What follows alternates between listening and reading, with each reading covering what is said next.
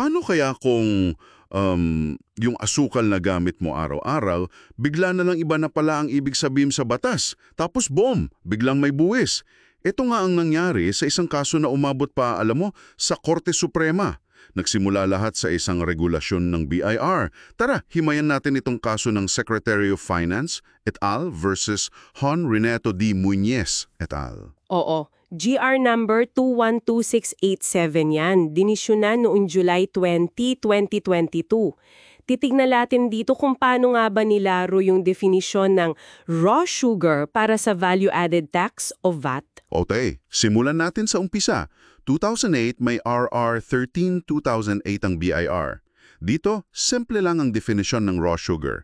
Basta ang polarimeter reading less than 99.5 degrees. Tama. At sa ilalim ng NIRC, National Internal Revenue Code, VAT exemptan. Klaro noon, di ba? Klarong-klaro. Pero ano nangyari noong 2013? Ayun na nga. September 20, 2013, may bagong RR 13-2013 galing DOF at BIR. Biglang iniba yung definition. Ang raw sugar daw, maskuvado na lang. Teka, maskuwado lang. Paano yung iba? Yun nga eh. Lahat daw ng dumaan sa centrifugal process, yung usual process sa mga sugar mill, hindi na raw simple process. So papatawanan ng VAT. Malaking bagay yun sa industriya. Wow. Okay, unpack natin yan. Siyempre, umalma yung mga taga-industriya ng asukal, yung mga planters groups. Oo, tulad ng Rural Sugar Planter Society.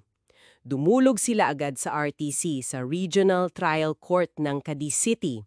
Kinwestiyon nila yung RR 13-2013. Ano yung mga grounds nila? Bakit daw labag sa batas? Tatlo yung major points nila. Una, walang sapat na notice, hearing at publication daw. Violation of due process kumbaga. Okay, due process. Ano pa? Pangalawa, hindi raw patas. Uniformity of taxation. Bakit biglang may VAT yung iba na dati namang wala? Makes sense. Yung pangatlo. Salungat daw sa intensyon mismo ng batas ng NIRC Section 109, 1A na nagsasabing VAT-exempt ang raw cane sugar. Pati na rin daw sa technical definition sa industriya at sa dati nilang RR, yung 13-2008. So, anong ginawa ng RTC? Mabilis sila. Nag-issue ng TRO, Temporary Restraining Order, tapos naging writ of preliminary injunction noong October 22, 2013. Anong ibig sabihin yan? Pinatigil muna ng RTC yung implementasyon ng RR 13-2013 habang dinidinig yung kaso, pero nag-require sila ng 1 million surety bond sa mga planters. Okay. Pero syempre, hindi dyan natapos. Umakyat ang gobyerno, tama? Yung Seco Finance, BIR. Oo, diretso sila sa Korte Suprema, petition for certiorari. Ang argument nila, grave abuse of discretion daw ang RTC. Bakit daw? Anong mga punto nila? Una, may no injunction rule daw sa Section 218 ng NIRC. Bawal daw pigilan ng collection ng buwis. Yung sikat na rule na yan? Yun nga. Pangalawa, parang nagdesisyon na raw ang RTC kahit wala pang trial.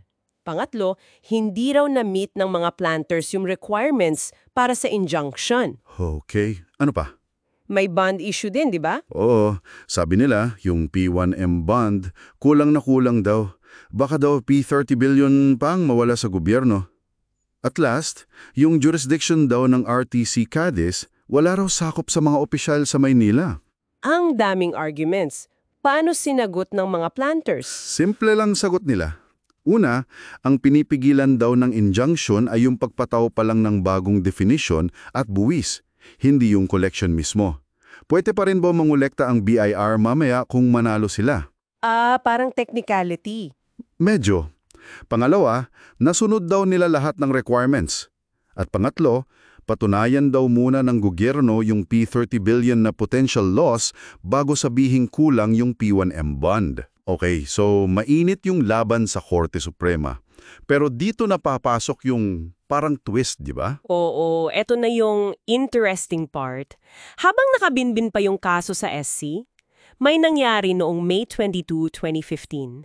Naglabas na naman ng bagong regulasyon ang DOF at BIR. Ano yun? Ang RR 8-2015. At alam mo kung anong ginawa nito? Ano? Binago ulit ang definition ng raw sugar. Tinawag na siyang raw cane sugar. At ang pinakaimportante, Ano yun? ibinalik yung dating konsepto. Based na ulit sa process, sa kulay, greater than 800 ICU, at sa polarimeter reading, less than 99.5 degrees. So, teka, ibig sabihin, binalik yung VAT exemption na tinanggal nung RR 13-2013, yung pinag-aawayan nila. Exactly. Yun mismo, ibinalik. Anong nangyari ngayon dun sa kaso sa Korte Suprema? Parang wala nang point pag-usapan yung RR 13-2013 kung binawi na rin lang. Tama ka dyan. Dahil nga sa RR 8-2015, nawala na ng saysay yung mismong issue. Ito yung tinatawag na supervening event. Kaya ang desisyon ng SC noong July 20, 2022, dismissed ang petisyon. Dismissed dahil? Naging moot and academic na raw. Wala nang aktwal na kontrobersya na kailangang resolbehin ng korte. Okay. So dahil moot na yung main case, paano na yung issue ng injunction na inisyu ng RTC? Yun din yung isang pinagtatalunan eh. Nadamay na rin. Naging moot na rin yung issue ng validity ng injunction.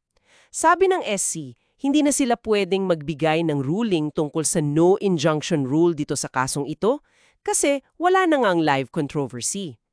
Parang the spring cannot rise above its source. Kung patay na yung puno, patay na rin yung sanga. Malinaw. So ang ending, hindi na settled definitively yung legality ng RR 13-2013 dahil naunahan ng bagong policy. Oo. Pero may mga aral pa rin tayong makukuha dito. Sige, ano yung mga key takeaways natin? Una, yung moot and academic principle. Importante yan sa judicial process. Hindi nagdedesisyon ang korte sa mga hypothetical na lang. Although, minsan nakaka-frustrate din to kung gusto mo talaga ng sagot sa isang issue na naiwasan lang dahil nagbago ng isip yung ahensya. Oo nga. Pangalawa, Yung requirement na actual case or controversy. Dapat may tunay na laban ng karapatan. Hindi pwedeng theoretical lang. tama. Pangatlo, Yung ancillary reliefs follow main case.